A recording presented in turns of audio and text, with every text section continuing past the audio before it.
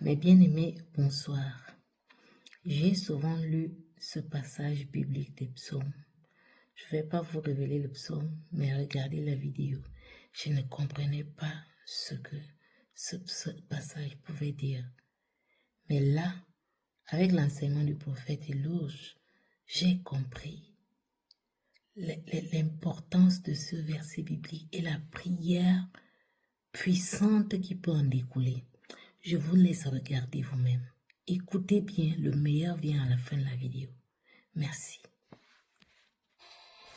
Voilà, bien aimé, vous savez, la vie est remplie de mystères, la vie est remplie de secrets, la vie est remplie de choses.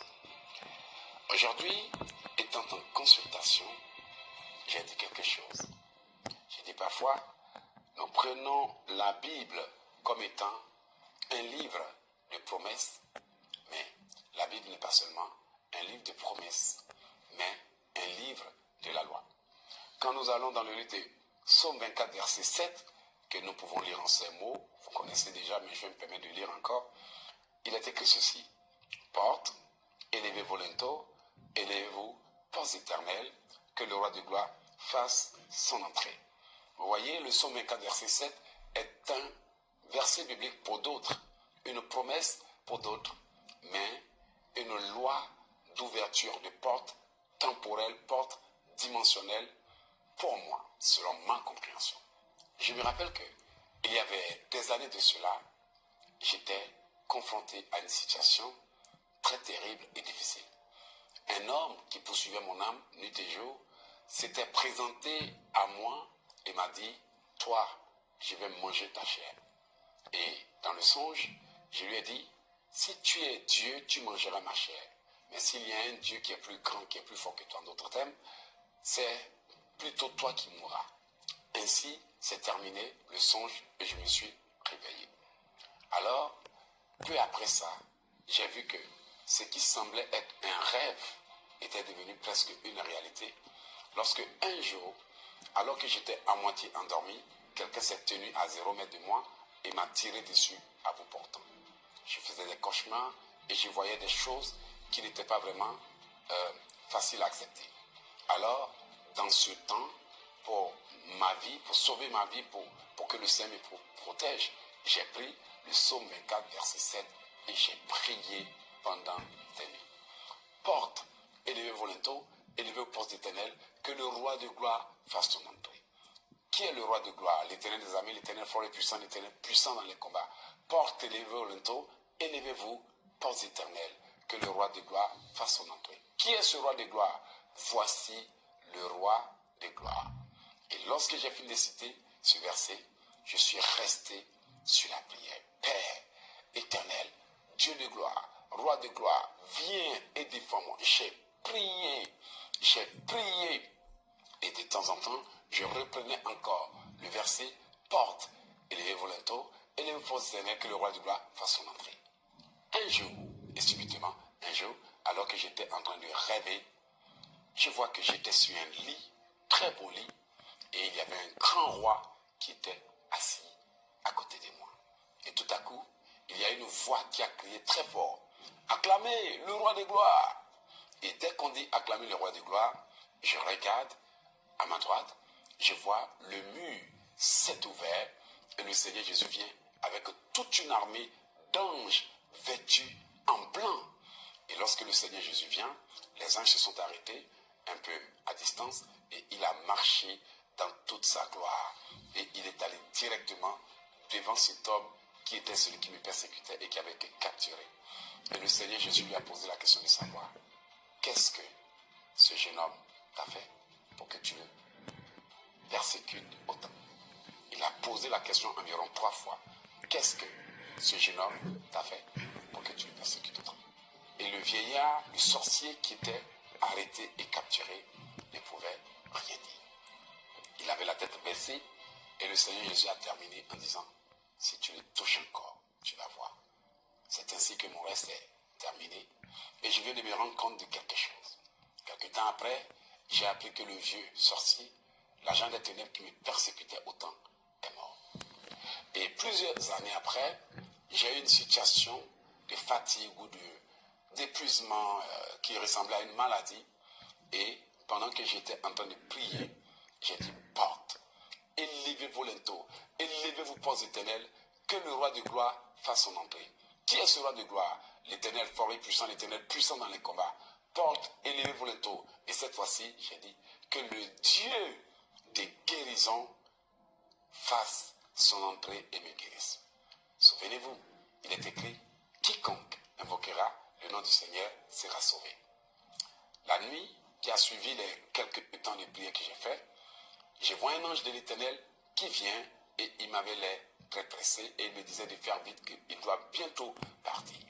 Alors tout à coup, l'ange de l'Éternel prit sa main, il posa sur mon ventre sans dire un seul mot. Mais il y avait une puissance électrique qui a traversé ma tête jusqu'aux orteils. Je pouvais ressentir comme si on m'électrocutait physiquement.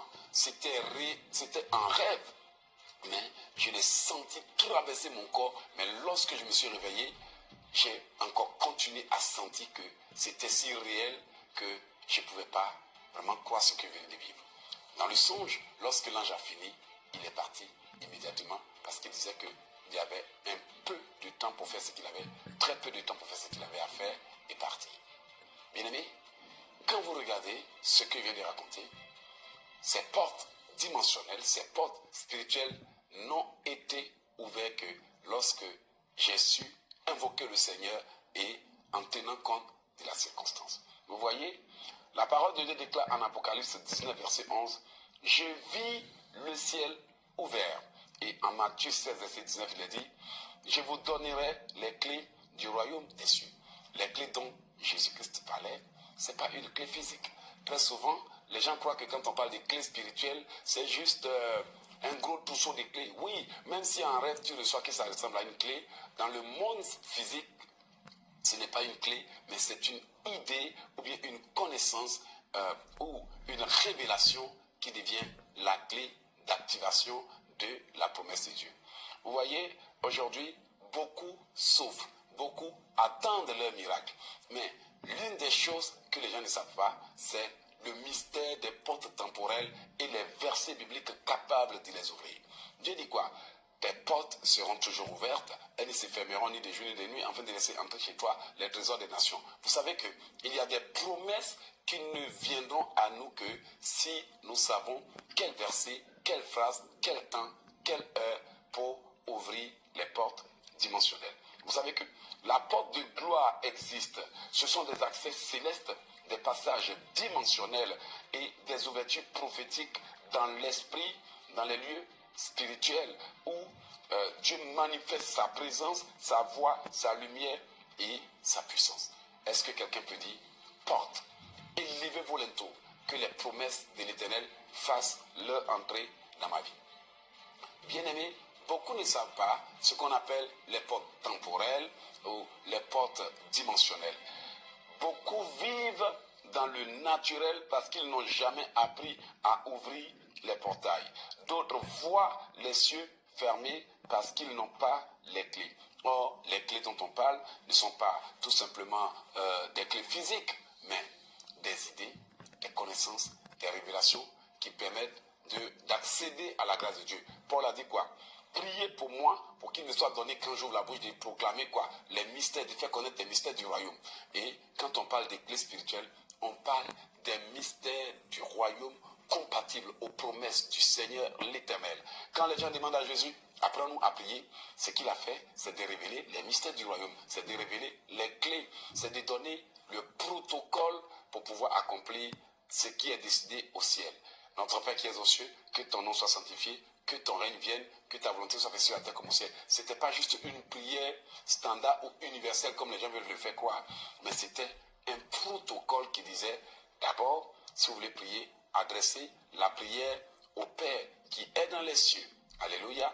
Mais il faut d'abord que son règne vienne. Mais la prière doit avoir pour but d'accomplir ce qui est déjà décidé au ciel. Mais aussi, nous devons demander qu'il nous donne le pain quotidien, qui est la parole qui est adaptée à la journée, au temps, à la circonstance. Donc, ce sont des révélations que Christ a données. Et vous allez remarquer qu'à la fin, il a dit, à toi appartiennent le règne, la puissance et la gloire. Donc c'est une prière d'impactation et de revêtement d'investiture pour pouvoir manifester ce que Dieu a prévu. Mais de par là, nous comprenons que ce que Dieu a résolu au ciel ne pourra s'accomplir que lorsque le règne en question vienne sur nous. Donc la prière a montré que ce que Jésus nous a appris à demander, c'est demander le règne, la puissance et la gloire. Voici pourquoi il a clôturé la prière en disant, à toi appartiennent le règne, la puissance et la gloire. Donc si nous venons dire, à toi appartiennent le règne, la puissance et la gloire, ça veut dire que c'est ce qu'on est en train de demander, car il est le seul pouvant nous l'accorder. Malheureusement, les gens ne savent pas que ce n'est pas parce que tu pries que Dieu va faire, mais c'est parce que ta prière active des choses dans le règne des esprits et permet la manifestation ou l'intervention angélique. Alors bien avant de finir, j'aimerais dire à quelqu'un que cette prière seulement peut ouvrir la porte au travail. Cette prière seulement peut ouvrir la porte au bienfaiteur. Cette prière seulement peut ouvrir le ciel.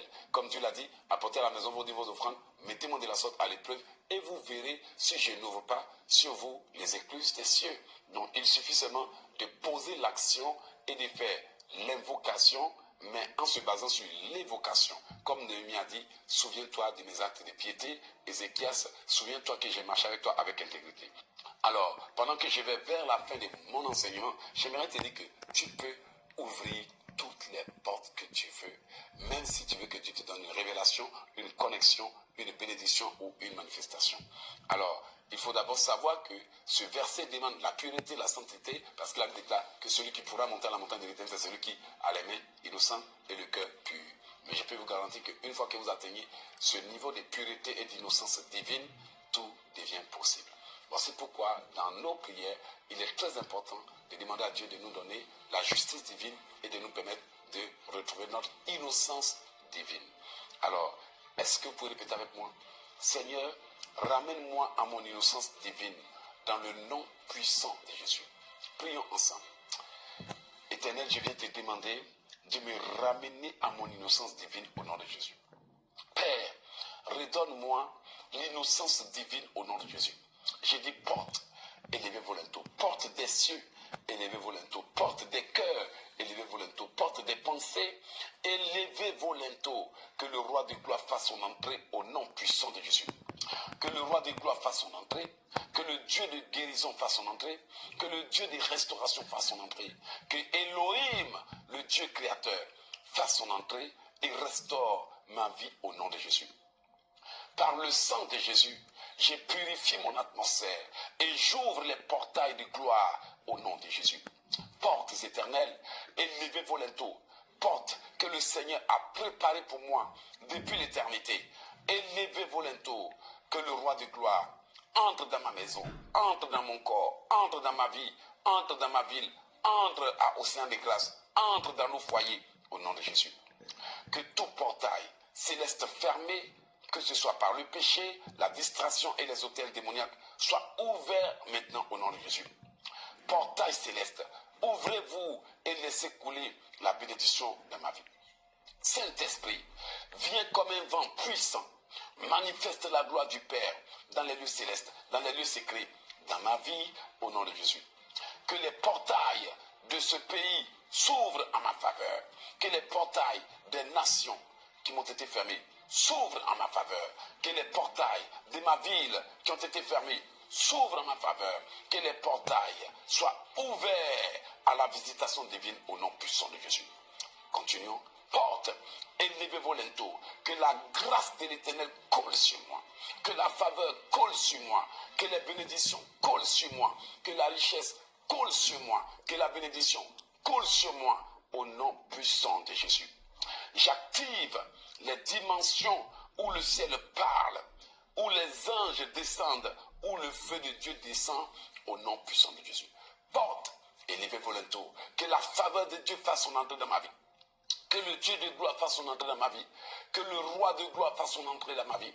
Que l'Éternel, mon défenseur, fasse son entrée dans ma vie au nom de Jésus.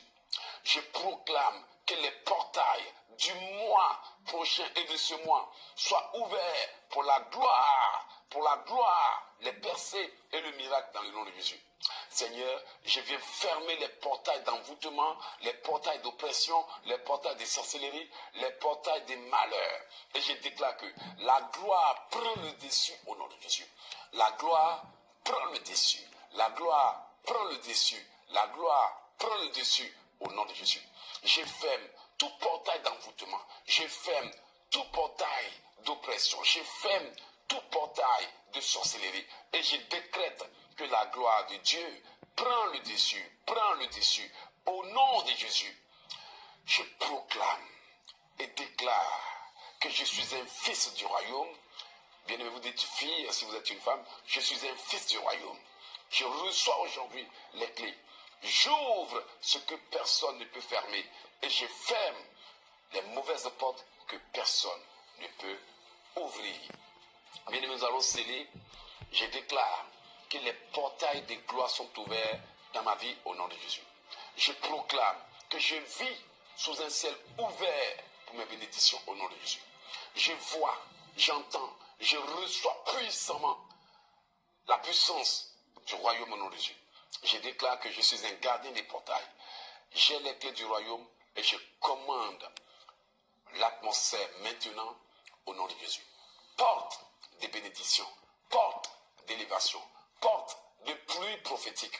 Élevez-vous linteaux, élevez-vous linteaux, élevez-vous linteaux. Que le Dieu de bénédiction fasse son entrée dans ma vie. Que le Dieu de délivrance fasse son entrée dans ma vie. Que le Dieu de gloire, le Dieu de restauration fasse son entrée dans ma vie au nom puissant de Yeshua Hamashiach, le Christ. Nous avons prié et scellé et déposé devant le trône. Et tout le monde dit Amen, Amen, Amen. Bien-aimé, répète avec moi.